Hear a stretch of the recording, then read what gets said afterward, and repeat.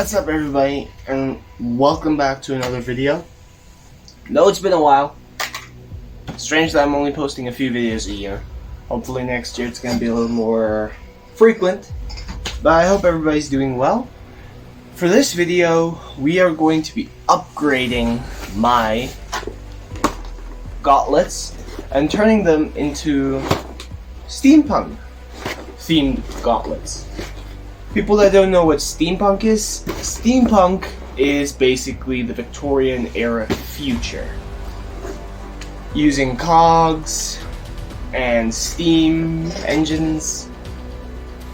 Basically, the past, what they used to think the future would look like, and where engineering was actually considered to be one of the most powerful jobs you would have should the steampunk era actually have happened. So, without further ado, we are going to be transforming the gauntlets from my previous video that I showed everybody on how to create them, and yes, they can still move their fingers. You'll all see in this video how to properly mechanicalize them, how to add some special detailing, and it's basically used out of common foam so anybody can do it. So, without further ado, let's get started. So first thing that we're going to do is we're going to take the old gauntlets and we're going to tear them apart.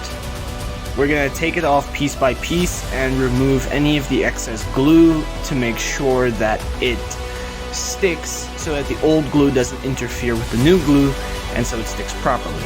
I have an old blade that I'm using to cut off the thicker parts of the glue, which is now either going to be hardened super glue or that's going to be hot glue that I used at the time when I built the first base. And when you remove everything, it's going to start looking like this.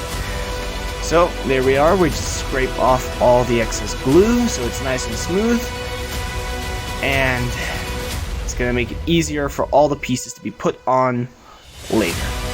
And this is a very important rule.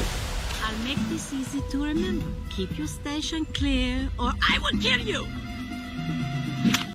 So here we're going to continue to take off all the pieces. Keeping the station clear allows us not to lose anything in the process and that everything is neatly put together, because it is very easy to lose these pieces, especially the fingers or any of the smaller cog pieces. Here we're going to be removing the fingers, and it's quite easy since they are all just connected to this piece of EVA that towers just slightly over the entrance of the hand. So the fingers are going to be easy and you're going to make it nice and clear. Don't worry about the smaller pieces like those. We're going to keep them on. And then we're going to take a blade and we're going to slightly carve down the pieces where the foam were glued together. Do not tear these pieces off, because it is very easy to tear the EVA here because some of the parts have very thin pieces.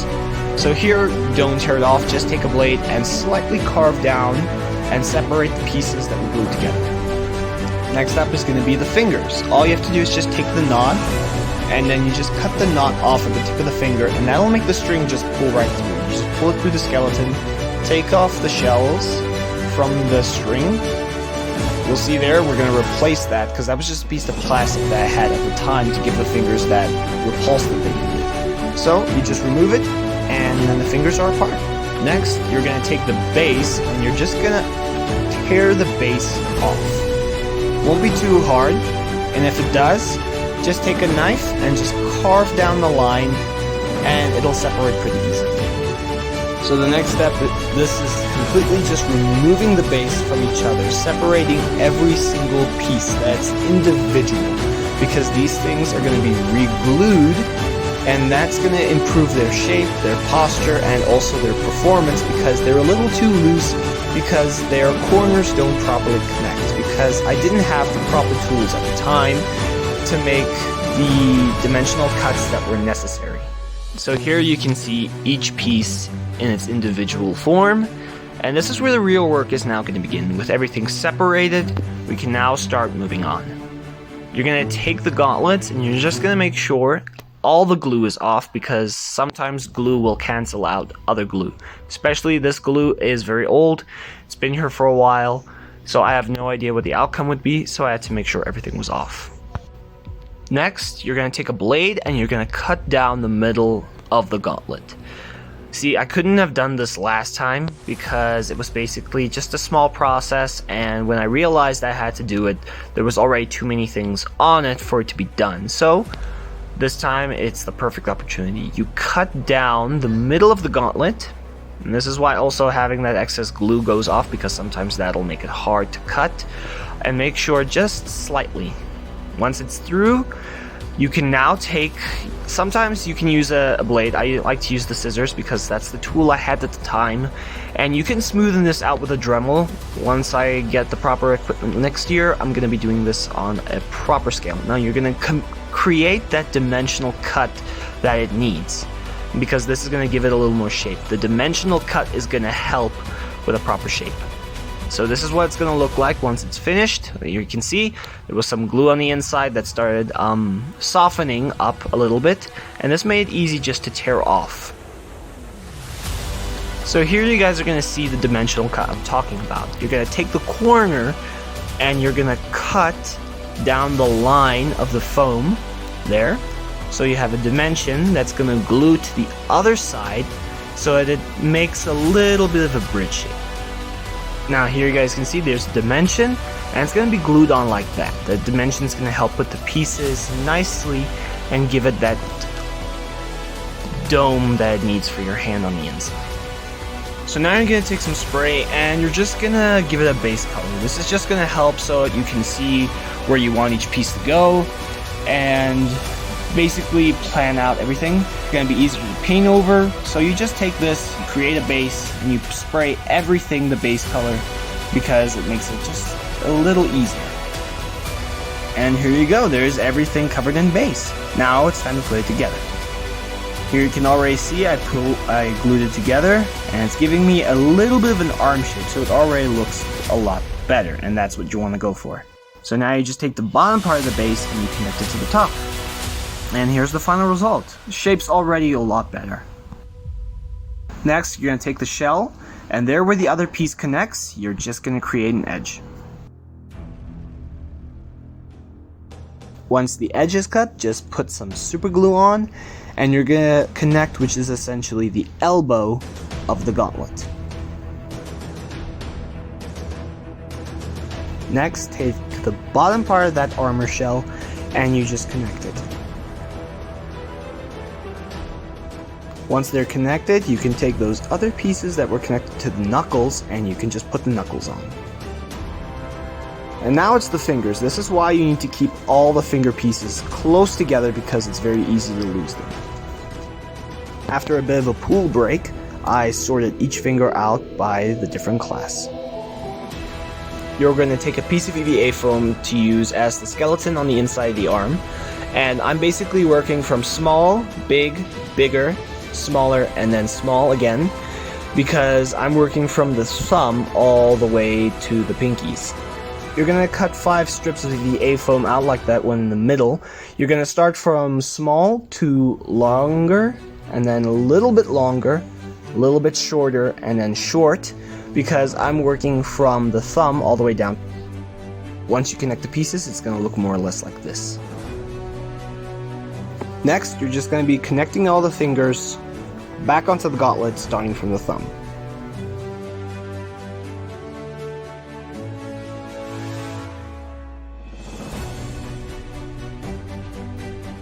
With all the pieces together, you're going to have a perfect hand and lower arm. Next, the most critical part of making our gauntlet functional is the string. Connect it to the tip and just pull it through the rings. Once they're through, you can just put your fingers through the rings, and when you pull, the rings will cause the fingers to be pulled in and move. Then you just put the handle back in so you can properly function, and you put in some detailing. I belt a cog with some pipes just to close up this large gap. See, already makes a difference.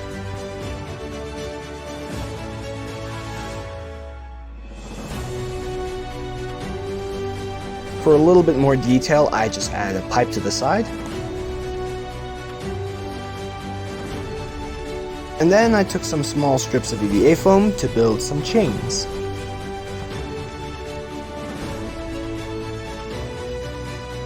I took some thin sheets of EVA foam paper and I cut out some rings to add for some detailing to the knuckles. Once you have them, they're going to look like this. Next, you're going to take that ring, you're going to put some glue on, and you're going to connect it to the circle at the bottom. Now you're going to take another piece and you're going to cut a diamond shape through the middle. Now you're going to take that diamond shape and you're going to glue it in there, and this is going to be like a pressure valve. And you take some offcuts that I have here on the side, and I'm going to connect them like this to make a circle for some cogs. Then I just cut out some squares, connect them to each piece, and look at that, we've got a cog. And 2 more pieces for the valves.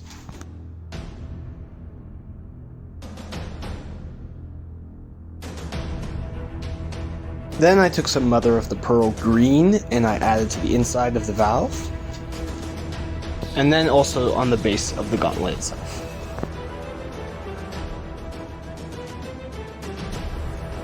And then you just add some copper to it.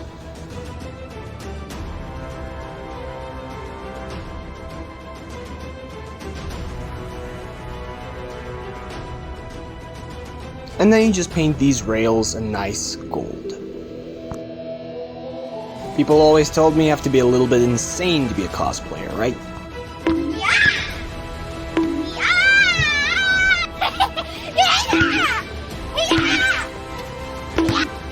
Look at that, it almost looks steampunk now.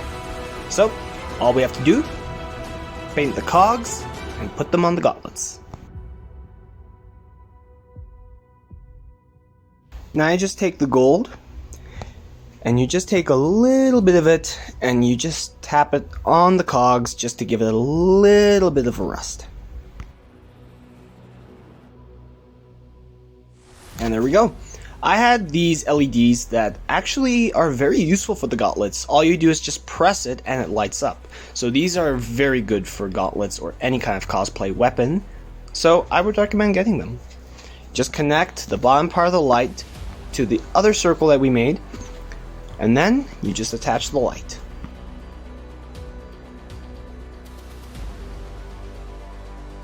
Attach the cogs to where you want them on the gauntlets. I put them here to the side.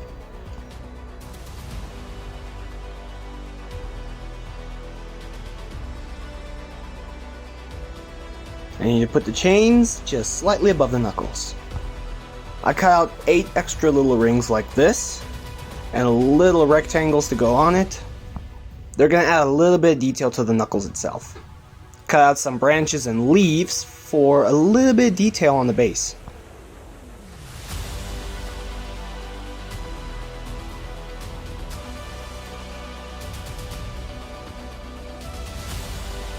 Once they're on, you just paint them gold and the gauntlets are complete. There you have it. That's how I transformed my previous gauntlets into the steampunk gauntlets. And to be quite honest, just modifying them the way they are now actually makes them feel a lot better than they did before because they're more stable. Probably because I cut the corners better and they actually mesh together very well. So their shape improved and also their durability. So they are actually now a lot stronger than they were before. So I would highly recommend you guys checking out the other video on how to create them and just get the basis because that's how most gauntlets are going to be created. I'm going to try and see if I can create more gauntlet versions in the future. Whatever challenge awaits. So I hope you guys enjoyed this video, and I hope that you guys actually try building your own ones. You can use the tutorial as a basis. You can build any kind of gauntlet you want, whether it's cyberpunk or steampunk or just a plain armored gauntlet. The tutorial is the basis that you can use, and you can modify it also in different ways. There are a few projects that we're going to be creating next year that's going to be a lot more epic since I've got a more stable version of getting all the materials that I need. So we're going to be posting a lot frequently now. But I hope you guys enjoyed it, and I hope you guys have an awesome day. And as always, I'll see you in the next video.